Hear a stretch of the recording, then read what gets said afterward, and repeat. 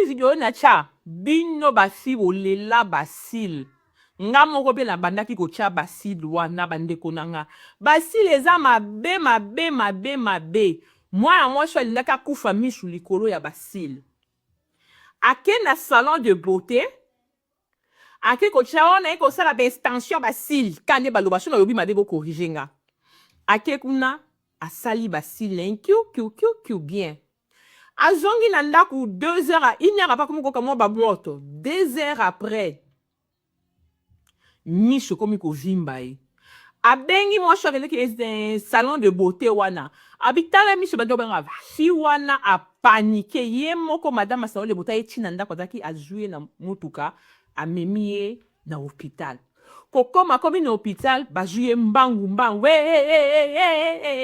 basimba bamema bazongisa baye kosala babisoka atikalaki même inédita miso na badesu komona te eloko nini esali bongo bazwi koli ya mabe soki super glue soki nini nde baki kopose ye na misu babi bakoli nyonso tu eza malamu te yo po yeba te ke koli wana malamu te bokal ezomona na koli ya sil mais contenu eza na kati eza malamu te soki yo koyeba ngo ndenge nini ke contenu oyo eza na kati ya bokal ya koli wana eza malamu te.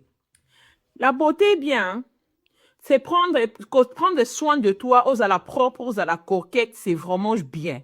Mais à quel prix? À quel prix? Mande pour la vidéo, ils allaient pour nous sensibiliser.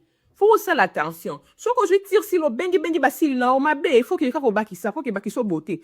En tout cas, je n'ai pas critiqué bateau batia que basil té, attends mon kété, et ça but il y a vidéo nangate, mais naïe ko sensibiliser bino. Faut faire très attention. Tant que vous avez ça basil là wana ke ko sala ngona ba beauté na ba beauté ba centre à beauté. Surtout biso ba nonso ba na Congo la muta so le kaninga ngana ba beta bongo